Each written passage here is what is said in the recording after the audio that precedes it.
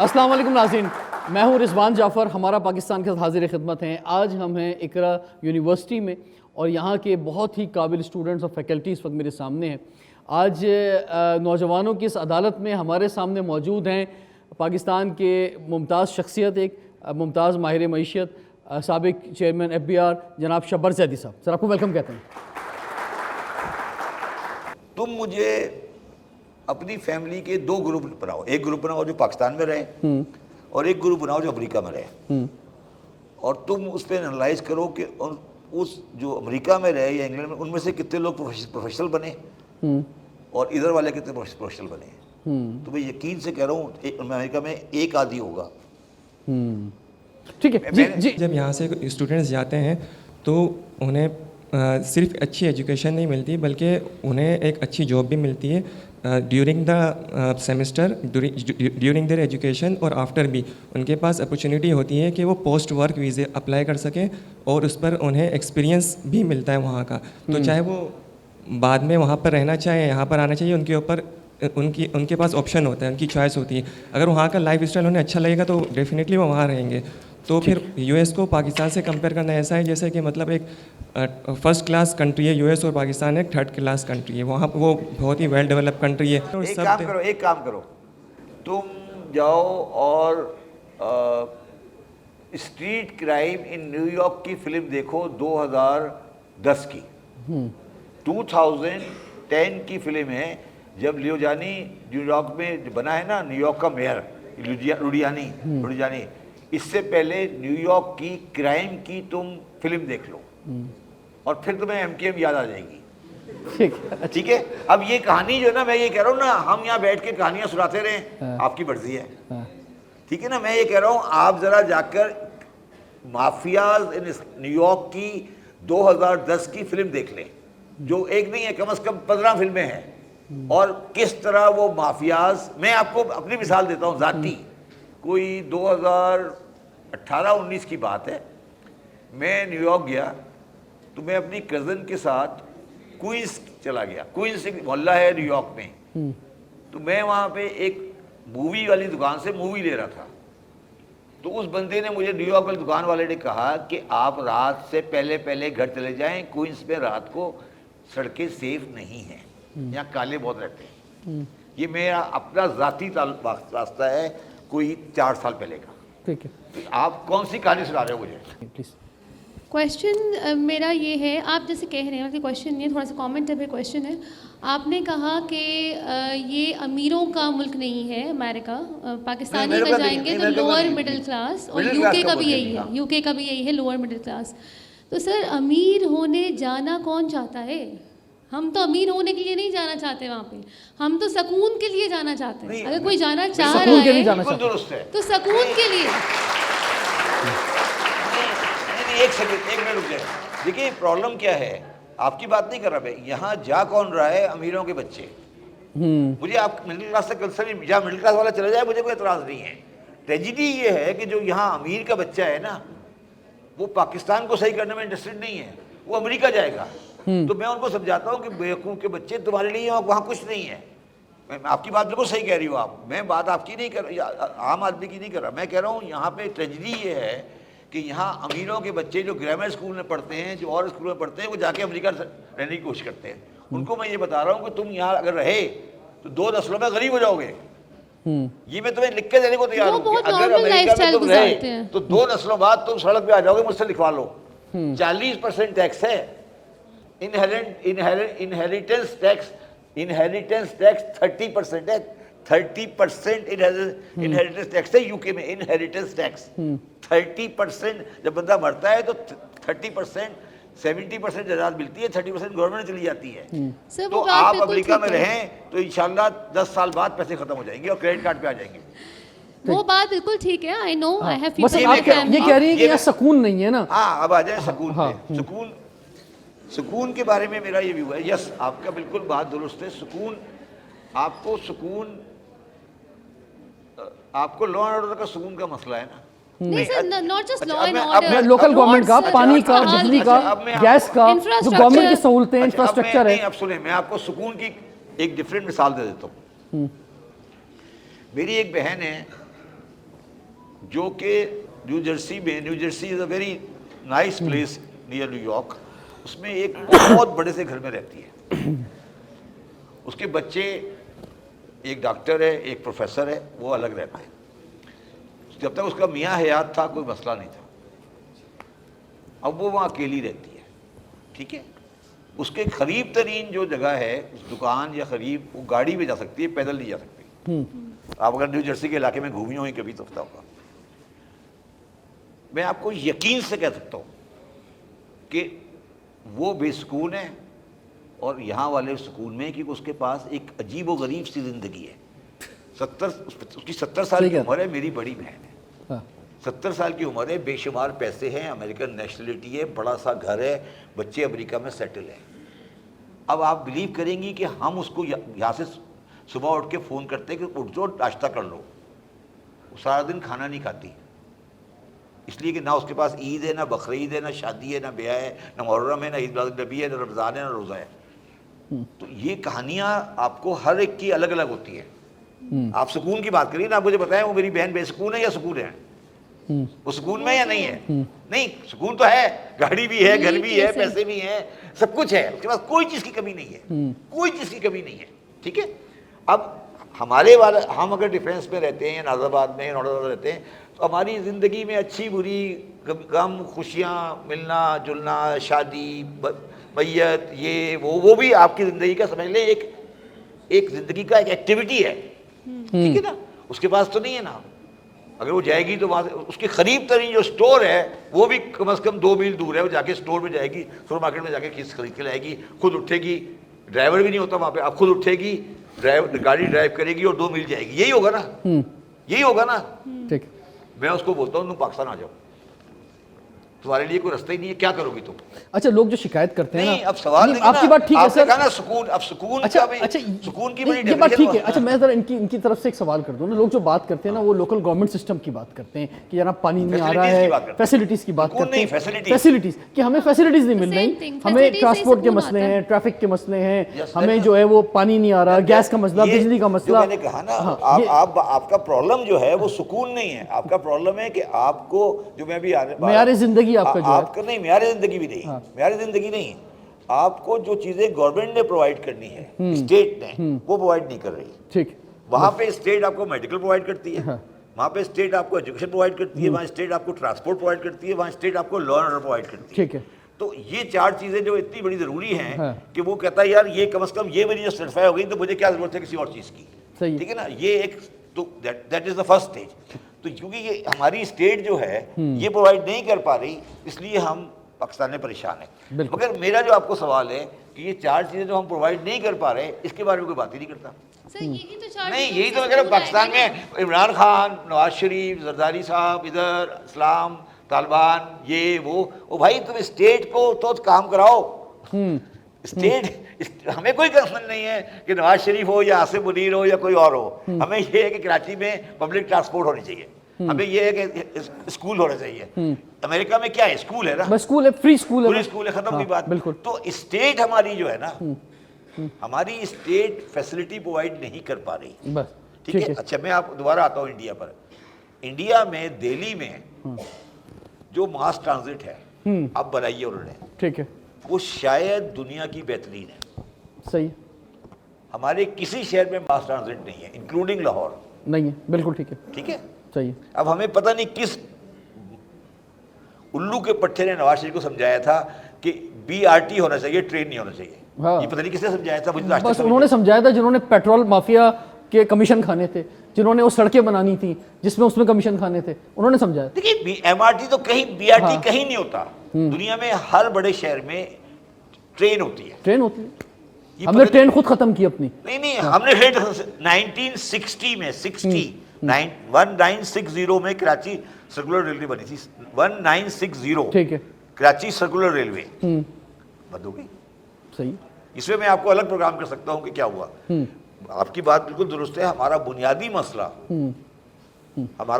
मसला public amenities की कमी है, बस, और कोई मसला नहीं है।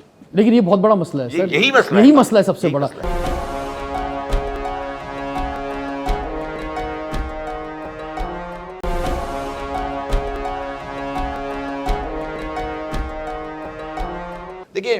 पहली जो फॉल्ट लाइन है पाकिस्तान की वो है पाकिस्तान में फौज का हाँ रोल। मैंने इस किताब में एक कोई 60 सफ़े या 80 सफ़े का एक आर्टिकल लिखा है, एक पार्ट लिखा है, उसका नाम है the genesis of a confuse nation. ठीक है। एक आदमी था जिसका नाम था भीमराव अंबेडकर। भीमराव अंबेडकर, ठीक है। इस आदमी ने इंडिया का कॉन्स्टिट्यूशन लिखा है। उसकी एक किताब है, उसका नाम है पाकिस्तान और पार्टीशन ऑफ इंडिया। पाकिस्तान और पार्टीशन ऑफ इंडिया ये किताब उसने 1940 में लिखी थी। उस किताब का सब्जेक्ट ये है, उसने 1940 में कहा था कि आप पाकिस्तान बना दें। गौरव को कहा था, उसने कहा था कि पाकिस्तान बना दें, इसलिए बना दें कि जब पार्टीशन से पहले जो इंडियन आर्मी थी उसके अंदर डोमिनेटिंग फोर्स पंजाबी और पठान आर्मी थी, तकरीबन 50% से ज़्यादा थे। उसने कहा कि अगर मुल्क आज़ाद हो गया और ये आर्मी इंडिया ज्वाइंट इंडिया में रही तो इंडिया में कभी डेमोक्रेसी नहीं आ सकती। और इसके ऊपर उसने पूरी किताब लिखी। और उस किताब उसने कहा कि मेरी ये आर्गूमेंट है कि पाकिस्तान आप इंडिया को डिवाइड कर दें और पाकिस्तान बना दें। और उसने उस सारे प्रोसेस में एक बड़ा इंटरेस्टिंग सवाल किया। उसने कहा कि अगर ये आर्मी हम इंडिया यूनाइटेड रखते हैं और आर्मी रखते हैं तो कल को अगर अफगानिस्तान की साइड से हमला हो तो ये आर्मी हमारा साथ देगी या उनका साथ देगी? सवाल बड़ा सा था। हाँ। कि वो तो मुसलमान आएंगे ना वहां से, तो ये आर्मी किसका साथ देगी? तो ये आर्मी आपको रख ही नहीं सकते आप इसको अलग मुल्क दे दें। बाकी आप, मैं इससे ज्यादा कहना नहीं चाहता। ठीक है, ठीक है, ठीक तो नहीं, और यही वजह थी कि हमें रिसोर्सेज 17% मिले थे, लेकिन आर्मी थे 33% मिला आर्मी था। में कोई खराबी नहीं थी। आर्मी अच्छा, रिसोर्सेज। अच्छा, अब सवाल ये है कि आर्मी, जब आपने इतनी बड़ी आर्मी पाकिस्तान को दे दी, ठीक है, और उसके बाद जो अगला फॉल्ट लाइन पे आऊँगा, जब उस फॉल्ट लाइन पर आप आए तो सियासतदानों ने अपनी कम ज़रफ़ी या अपनी कम इल्मी की वजह से इतनी लड़ाइयाँ लड़ी कि आर्मी को स्पेस मिल गई। और लड़ाई क्या लड़ी कि लड़ाई ये लड़ी कि जो ब्यूरोक्रेसी थी, आर्मी नहीं, ब्यूरोक्रेसी जो थी वो उर्दू स्पीकिंग लोगों की थी, हमारे लोगों की। उनके पास कॉन्स्टिट्यूंसी नहीं थी, उनके पास कॉन्स्टिट्यूंसी नहीं थी कोई इलेक्शन लड़ने की। और हमारे लोग सारे ब्यूरोक्रेट बन के आए थे इंडिया से। उन्होंने पंजाबियों के साथ मिलकर ईस्ट पाकिस्तानी के साथ ज़्यादती की और ईस्ट पाकिस्तान की ज़्यादती की, और उस ज़्यादती करने के लिए उन्होंने आर्मी को इस्तेमाल किया। और वहाँ से आर्मी को एक सुपीरियर रोल मिलता गया, वो रोल को मिल गया। और वो उस सुपीरियर रोल की वजह से अयूब खान आ गए, और अयूब खान आ गए, सिकंदर मिर्ज़ा साहब आ गए। पहला डिक्टेटर पाकिस्तान में आया था वो आर्मी का नहीं था, वो दो ब्यूरोक्रेट थे। एक का नाम था मलिक गुलाम मोहम्मद और एक का नाम था चौधरी मोहम्मद अली। आप मुझे बताएं कि मोहम्मद अली जिन्ना साहब जब इंतकाल किया था तो गुलाम मोहम्मद साहब जो कि गवर्नर जनरल बने थे, वो किस लॉ से बने थे? मिनिस्टर थे ना, वो कहीं इलेक्ट हुए, ना कभी काउंसलर बने, ना कभी किसी पार्टी में गए, वो किस खाते में गवर्नर जनरल बन गए? चौधरी मोहम्मद अली साहब जो कि वज़ीर आज़म बने, वो किस खाते में? वो तो ब्यूरोक्रेट थे। तो इसका मतलब है पाकिस्तान कायदे आज़म के बाद ब्यूरोक्रेसी के कब्जे में चला गया ना। चलो कायदे आज़म तो असेंबली में इलेक्शन लड़के आते थे ना, लियाकत अली खान असेंबली में लड़के आते थे इलेक्शन। गुलाम मोहम्मद और चौधरी मोहम्मद अली किस कानून के तहत आए थे? कोई इलेक्शन लड़ा था, कोई कहीं से आए थे। तो ये जब आपने ब्यूरोक्रेसी ने आके बंगालियों के साथ मिलकर पंजाबियों के साथ मिलकर मारा बंगालियों को। आप ये अंदाज़ा करें कि 1970 में जब उन्होंने कहा 22 ख़ानदान पाकिस्तान में कब्जा करते, यही बात थी ना, भुट्टो साहब ये कह के आए थे। 22 खानदानों में एक खानदानी बंगाली नहीं था, ठीक है। और जो इंडस्ट्री बंगाल में लगी थी वो भी हमारी थी, यहाँ दाऊद की थी या भवानी की थी या निशात की थी या आदम जी की थी, कोई एक बंगाली को हमने कुछ नहीं दिया। उन्होंने 71 में फैसला कर लिया, वो अलग हो गए। तो हमने उसके बाद आप हिस्ट्री देखें, बेनज़ीर गालियाँ दे रही है नवाज शरीफ को, नवाज शरीफ गालियाँ दे रहा है बेनज़ीर को, बेनज़ीर गालियाँ दे रही है नवाज शरीफ को, बेनज़ीर गालियाँ दे रहा है नवाज शरीफ को, इमरान खान गालियाँ दे रहा है नवाज शरीफ को, वो जरदारी को, कुत्तों की तरह लड़ रहे हैं एक दूसरे से। जब आप कुत्तों की तरह लड़ेंगे तो जो मजबूत फरीक होगा वो फ़ायदा उठाएगा, उसने फ़ायदा उठा लिया। और आप कुत्तों की तरह आज भी लड़ रहे हैं, आज भी लड़ रहे हैं ना, आज भी सियासतदान कुत्तों की तरह लड़ रहे हैं ना।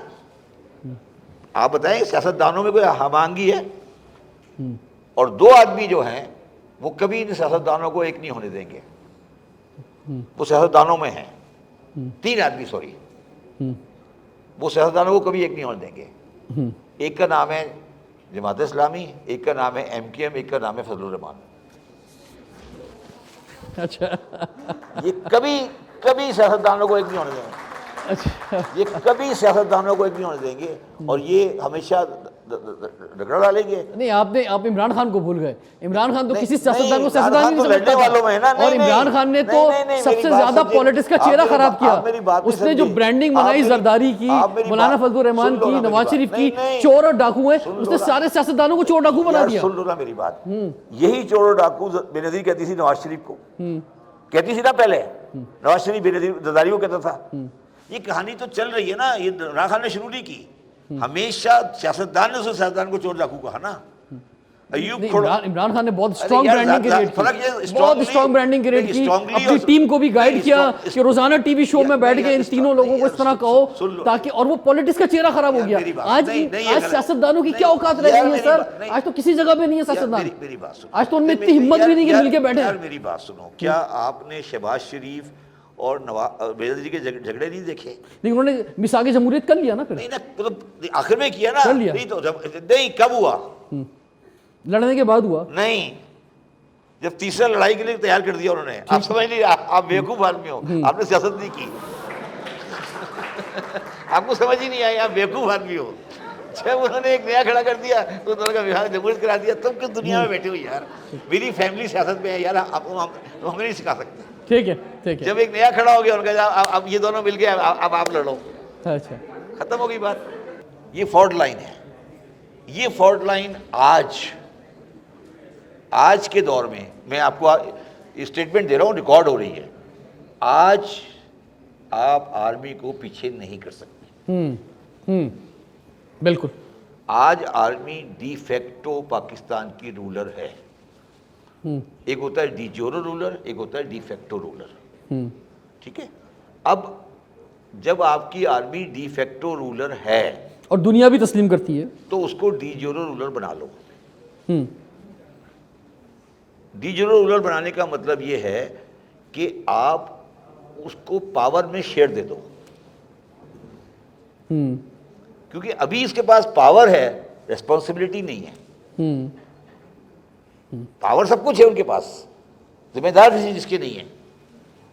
जिम्मेदार तो नवाज शरीफ है, जो शहबाज शरीफ है बेचारा, गालियां तो वो खाएगा ना, भलिया नवाज खाएगी। तो आप उनको जिम्मेदारी भी दो ना कि सर अगर आप आते हैं तो फिर आप जिम्मेदारी भी पकड़े ना। तो मैंने इस किताब में मैंने पूरा पैराग्राफ लिखा है इसके ऊपर, मैं इस पे अब बिलीव करने लगा हूँ। मैंने ये बड़ा लोग इस पर एतराज करेंगे जब पढ़ेंगे, मैंने लिखा है कि नेशनल सिक्योरिटी काउंसिल बनाई जाए। ठीक है, वैसे तो बनी हुई नेशनल सिक्योरिटी काउंसिल। नहीं यार समझो ना बात, नेशनल सिक्योरिटी काउंसिल बनाई जाए, उसमें 5 आदमी हों। ठीक है, chief of army staff, president, prime minister, chief justice of Pakistan. ठीक है, ठीक है। और एक चीफ जो होता है इनका जो अपोजिशन लीडर, सॉरी अपोजिशन, ठीक है, opposition leader, prime minister, chief justice, chief of army staff और प्रेसिडेंट। ये 5 आर्मी की 5 आदमी की एक नेशनल सिक्योरिटी काउंसिल हो, जो कि तमाम डिसीजन जो नॉन एग्जीक्यूटिव डिसीजन है, जैसे असेंबली डिसॉल्व करनी है, पावर उसके पास हो। ठीक है, जो 58(2)B की पावर थी, और आप उसके साथ चलाएं, आप आर्मी को अंदर लाएं। ठीक है, जिस तरह टर्की में था पहले। टर्की में army part of the constitution थी।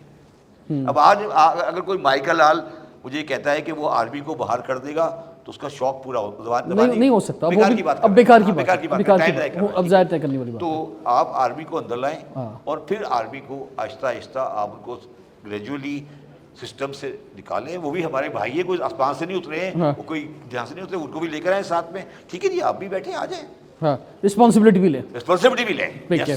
और फिर उसके बाद ये होगा कि चीजें ठीक होना शुरू हो जाएंगी, क्योंकि बहुत सारी चीजें शायद डंडे से ठीक होंगी। कराची का मसला है, डंडे से होगी नहीं, जैसे कराची का एक मसला है। अभी क्या होता है कि यार यहाँ से आप गए प्राइम मिनिस्टर साहब के पास, प्राइम मिनिस्टर साहब ने मना कर दिया, आप उठ के चीफ आर्मी सगवा चले गए।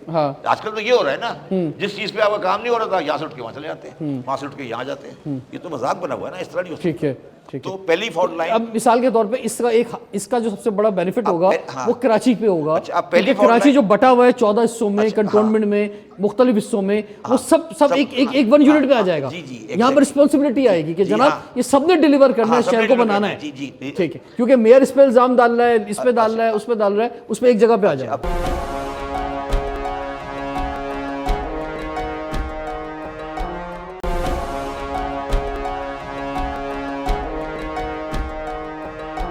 दूसरी फॉल्ट लाइन जो है वो है हमारा मजहब। ठीक है। अब कायदर मोहम्मद अली जिन्ना ने बस मुस्लिम और इस्लाम का नाम लेकर एक कंट्री तो खड़ा कर दिया, मगर हमें ये बता के नहीं गए कि करना क्या है। वो जल्दी चले गए ना सर? नहीं, जल्दी नहीं चले गए, नहीं जल्दी, जल्दी चले गए। अच्छा नहीं देखिए, वो भी नेहरू की तरह यहाँ पे रहते लंबे अरसे तक तो शायद मुल्क डिफरेंट होता। देखिए हमारी ये बैड लक भी थी। देखिए आप कभी सेशन रखें या चाहे तो अखरा में रख दें, मैं आपको 10 घंटे तक मिस्टर जिन्ना की लाइफ के बारे में एक एक लफ्ज़ बता सकता हूँ। ठीक। मैंने मिस्टर जिन्ना को इतना पढ़ा है, ठीक है, और पिछले 10 साल में इंडिया में, पाकिस्तान में नहीं, इंडिया में, हाँ पाकिस्तान में भी 2-4 हैं, पिछले 10 साल में जितनी किताबें जिन्ना पे लिखी गई हैं इतनी किताबें किसी आदमी पे नहीं लिखी गई। In the last 10 years there has been 7 or 8 renowned books on the life of Mr. जिन्ना। सही है। मैंने इस किताब में लिखा है कि मिस्टर जिन्ना ने 46 के एंड में ये कहा कि हमें डिवाइडेड बंगाल और डिवाइडेड पंजाब नहीं चाहिए, ठीक है, और बाद में डिवाइडेड पंजाब और डिवाइडेड बंगाल एक्सेप्ट किया और उन्होंने कहा ये ट्रनक्रेटेड पाकिस्तान है, ठीक है। मिस्टर जिन्ना का कोई ताल्लुक, ज़र्रा बराबर ताल्लुक मज़हब के साथ नहीं था, ना इस मज़हब का ज़र्रा बराबर, इस मुल्क का ज़र्रा बराबर ताल्लुक मज़हब के साथ है, आज भी नहीं है।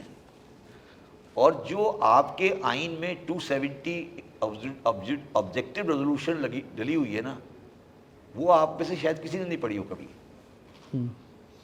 शायद आप में से किसी ने नहीं पढ़ी होगी, वो पढ़ी है कभी। अच्छा, क्या लिखा है उसके अंदर?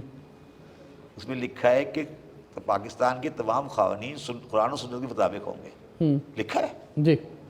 कौन सी सुन्नत? कौन सी सुन्नत? सवाल है तुमसे, बस सुन्नत वो कौन सी? बरेलवी, शिया, देवबंदी, तकी उस्मानी, मुनीबुर रहमान, फजलुर रहमान, हाफिज नईम, कौन सी सुन्नत? ये आपस में नमाज तो साथ पढ़ते नहीं, तो अभी कौन डिसाइड करेगा? वो सुन्नत कौन डिसाइड करेगा? वो सुन्नत कौन डिसाइड करेगा?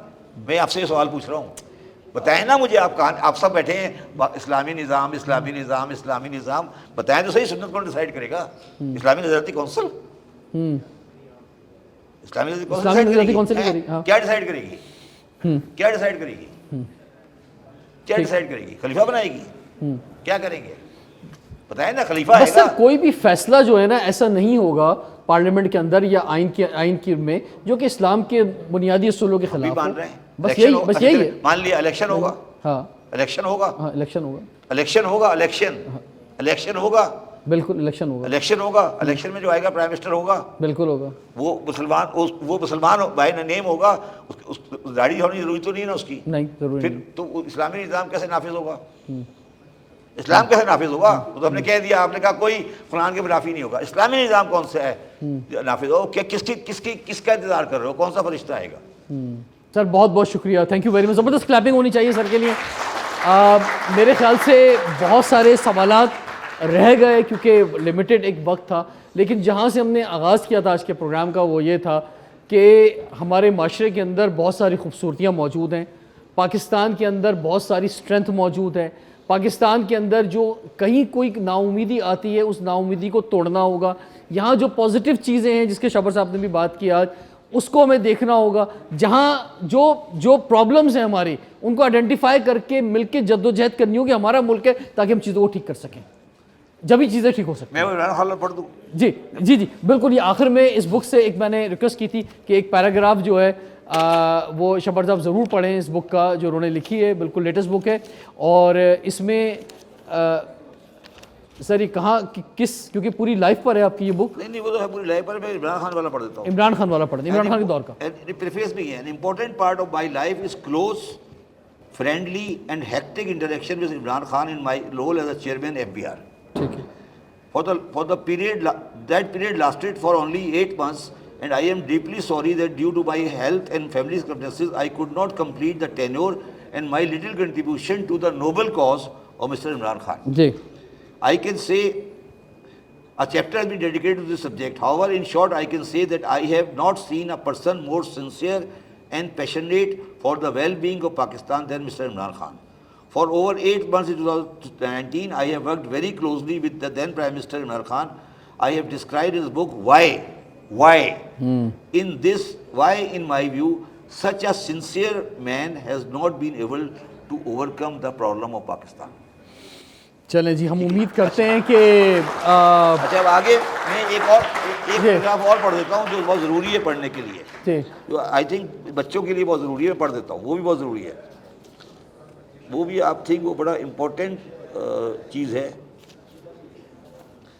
I have closely worked with 3 personalities of Pakistan which have undoubted international and domestic credibility, being Dr. Adeeb Rizvi, a famous industrialist and philanthropist. ये दूसरा नाम जो मैं नाम निकाल दिया है ये सैयद बाबर अली है, अच्छा ठीक है, and mister Imran Khan. I have discuss the problem being faced by Pakistan with them. ठीक है, मैंने तीनों से डिस्कस किया. सही है. All 3 of them, despite their great efforts, struggle and successes, are worried, not fully confident about the future of the society and the country. ये तीनों आदमी ठीक है, सोसाइटी से और कंट्री से मुतमईन नहीं है. ठीक. Why it is so? Many people will not like that. However, I feel that I know the answer, which is very simple. They are not confident about their successors.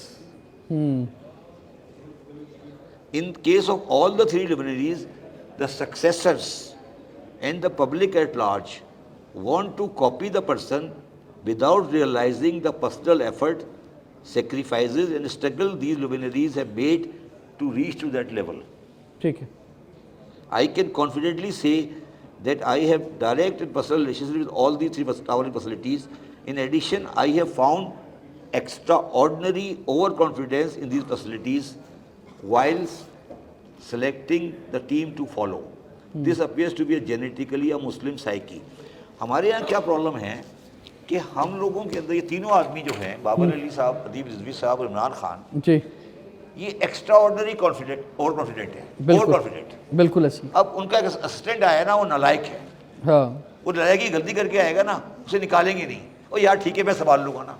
हाँ, नहीं वैसे उन्हें अपने नहीं, आप समझे नहीं मेरी बात. उस्मान बुज़दार टाइप लोग ही चाहिए होते हैं नहीं वैसे. ये हाँ उस्मान, यार मैं हूँ ना. हाँ. नहीं उस्मान बुज़दार है ना, मगर मैं हूँ ना आगे इमरान खान. हाँ तो क्या फर्क पड़ता है उस्मान बुज़दार से? मैं हूँ ना, मैं हूँ ना. ठीक है. तो जब आप मैं हूँ ना कहते रहते हैं और एक टाइम आएगा जब आप नहीं होंगे, फिर क्या होगा? भाई यही होगा जो हो रहा है. हाँ ये हो रहा है जो होगा. हाँ, ये हमारा मुस्लिम साइकी है. ठीक है.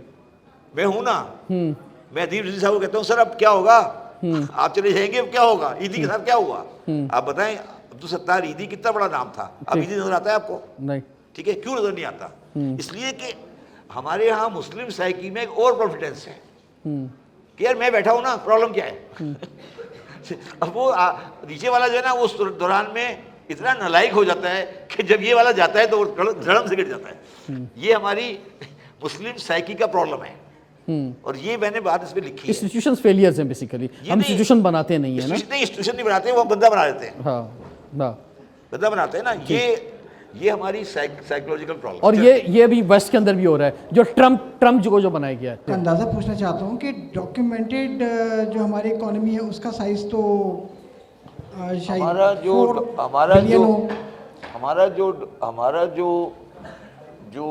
इकोनॉमी का साइज है वो तकरीबन इस वक्त 325 या 350 बिलियन डॉलर है। 325। और इसको आप इसका 40% लगा लें, तकरीबन 150 अनडॉक्यूमेंटेड है, तो 500 हो गया। अब समझें कि 500 में से 350 डॉक्यूमेंटेड है और 150 अनडॉक्यूमेंटेड है। बस सर, ये छोटा सा एक क्वेश्चन ये है कि अगर हमारी इकोनॉमी का साइज ये है तो आम आदमी को फ़ायदा क्यों नहीं पहुंच रहा कुछ? नहीं, तो साइज तो बहुत छोटा है इकोनॉमी का सर।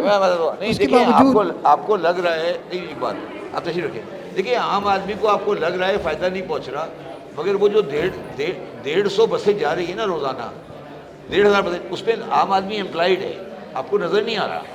देखिए वो 1500 बसें जो जा रही हैं उस पर आम आदमी एम्प्लॉयड है, पेट्रोल नहीं बिक रहा है, आम आदमी उस एम्प्लॉयमेंट से फ़ायदा उठा रहा है। ये आपको लग रहा है कि नहीं उठा रहा, मगर उठा रहा है। वो एक अलग सब्जेक्ट है कि उसको टैक्सेशन में नहीं आता, मगर वो उठा रहा है, उससे फ़ायदा उठा रहा है। ठीक है, तो ये बात सही नहीं है। देखिए बात ये है कि लोग मुझे कहते हैं कि आप मज़हब के बारे में क्यों बात करते हैं, तो मैं हमेशा लोगों को ये कहता हूँ कि मैंने इन मामलात में इतनी मुनाफकत देखी है, ठीक है, कि मैं समझता हूँ ये मेरी जिम्मेदारी है कि उस मुनाफकत को एक्सपोज करूँ। मतलब मैंने इन मामलात में इतनी मुनाफकत देखी है कि मुझे अब दिल करता है कि मैं उस मुनाफकत को एक्सपोज करूँ, क्योंकि बहुत कम लोग हैं जो मुनाफकत को एक्सपोज करने की हिम्मत रखते हैं कि यार ये मुनाफकत है। थैंक यू वेरी मच शबर साहब, आपने हमें ज्वाइन किया और बहुत सारे सवालात के जवाबात दिए, बहुत से सवालात शायद जवाबात भी रह गए। इंशाल्लाह आगे इसको कंटिन्यू करेंगे। रिजवान जाफर, इजाज़त दीजिए, देखते रहिए प्रोग्राम हमारा पाकिस्तान।